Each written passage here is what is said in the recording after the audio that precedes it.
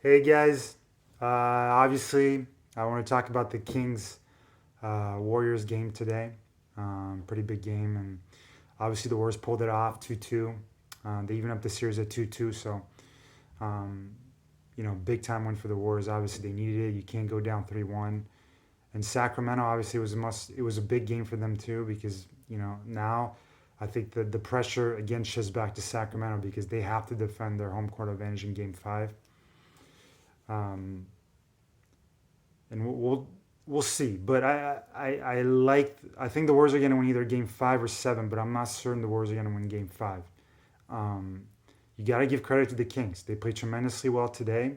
I thought personally it was going to be a blowout, and it wasn't. It was a very very close game. Came down the wire. The Warriors made it very difficult for themselves. They had two terrible turnovers down the stretch.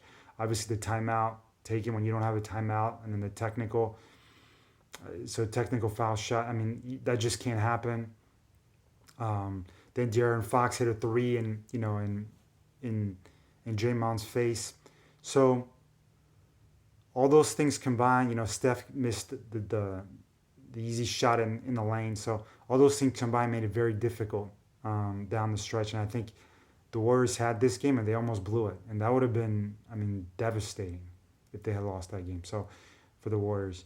Um, but it kind of reminds me of the Kings, where Andrew Wiggins, if he hits that three out of the corner in game one, the Warriors pull off a road win, upset. So, anyways, it's 2-2. I think the key in this game, um, what we're gonna have to watch in game five, is what can the Warriors do to slow down De'Aaron Fox, because that guy, I mean, went off today. I mean, he had, I think, 38 points, 4 of 11 from three. I mean, just shot over 50% from the field. He was an absolute nightmare. And they tried Andrew Wiggins. They didn't put Gary Payton as much as I wanted to, but something tells me he's not quite right. Um, they tried Draymond at the end, but again, Draymond's not quick enough.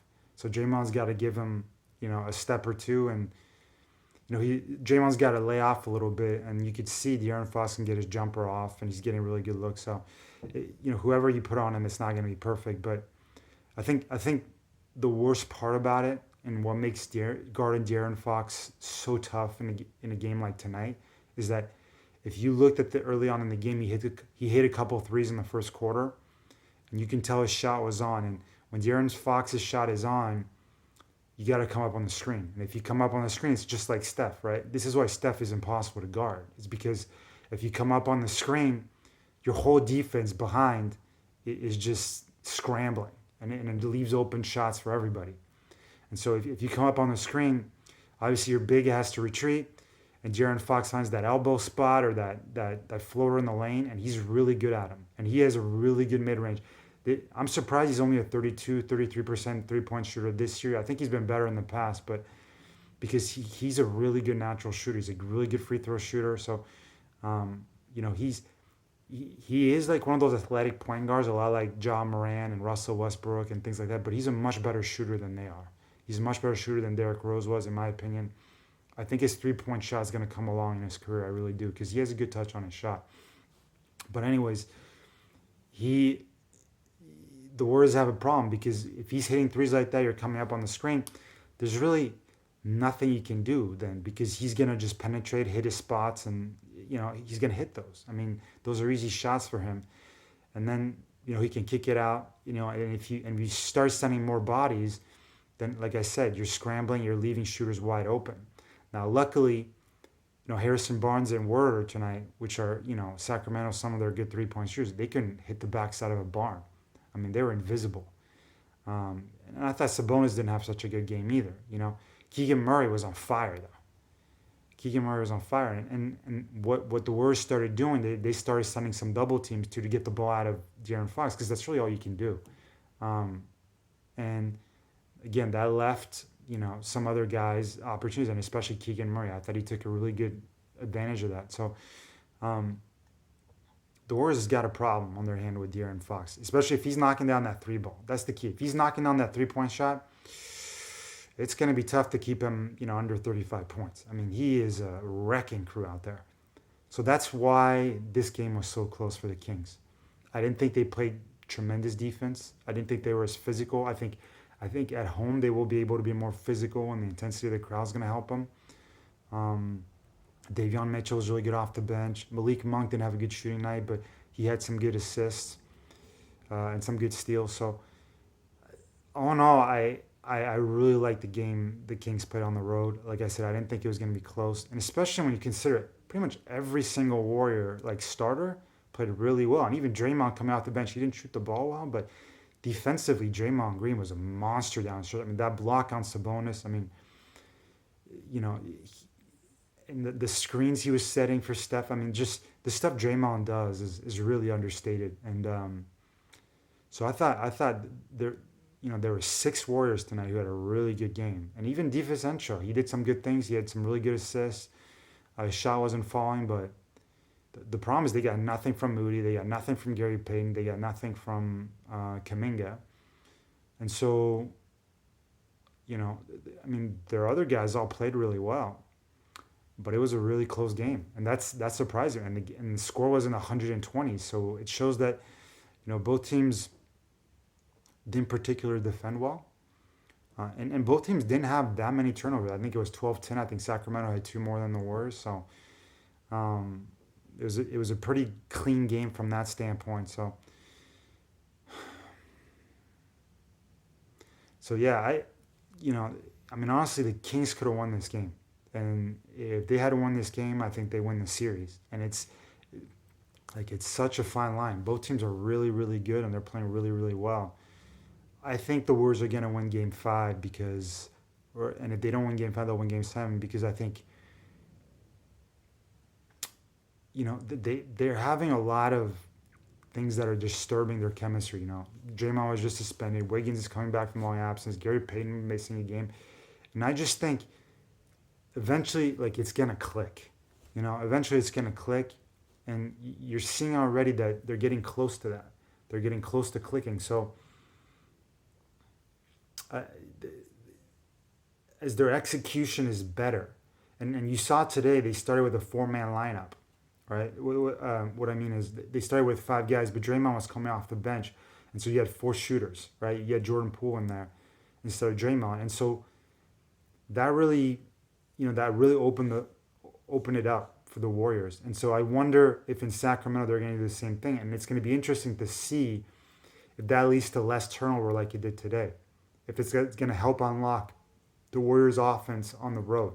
Now I'm not 110% positive about that, because like I said, I said it, the Kings are much more physical on defense at home in this playoff, not during the regular season, but in these playoffs they were way more physical in Game 1 and 2, and they were much better. You look at the Warriors off-ball screen action, movement off the ball, all that stuff was gone, and it was pretty much just Steph going one-on-one, and Klay was having a hard time getting shots up. So Jordan Poole was a non-factor in the first 2 games.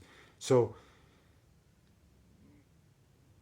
I'm not convinced having 4 scorers on the court at the same time for the Warriors is going to necessarily open things up in Sacramento.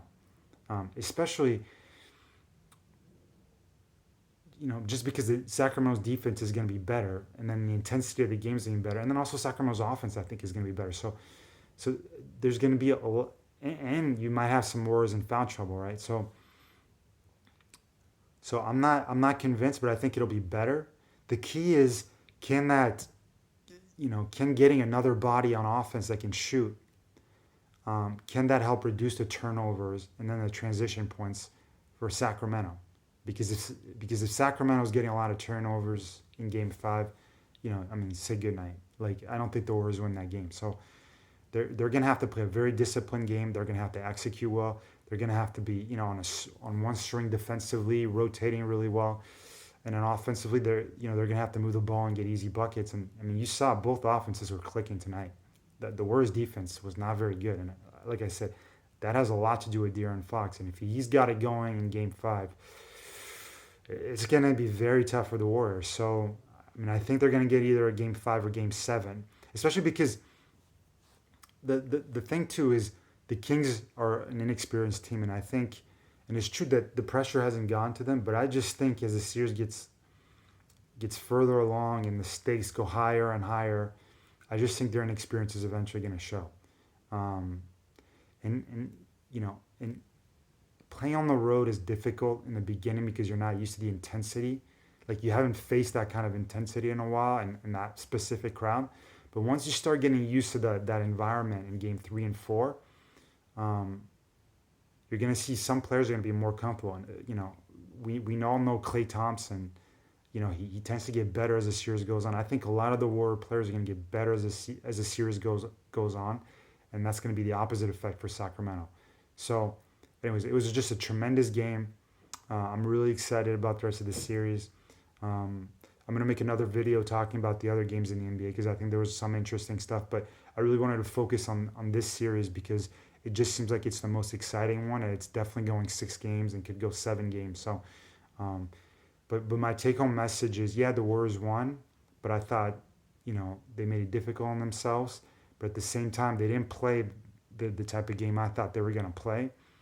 And in conclusion, if you're a Kings fan, you got to feel really good about what you did in Sacramento. I mean, in Golden State. And if you bring that home and some of those other guys start getting just a little bit more involved, and you can ramp up that intensity on defense, I mean, why not they're going to win game 5, so it's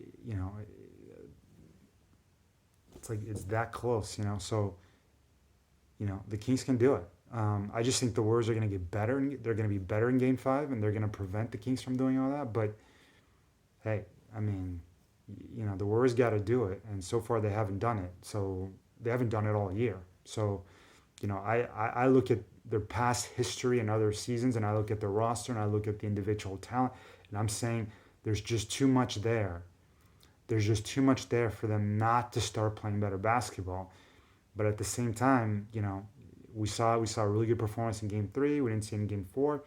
If they relax in game 5, the Kings are gonna get that one. Then the Warriors are gonna have to give it all in game 6 to just take it to a game 7. And a game 7 in Sacramento, anything can happen. One team's hot, one team's hitting a lot of threes, the other isn't. Some dudes are getting foul trouble, somebody gets ejected, Draymond. Who knows? So that's why it's a good series, and that's why you should stay tuned. All right, bye guys.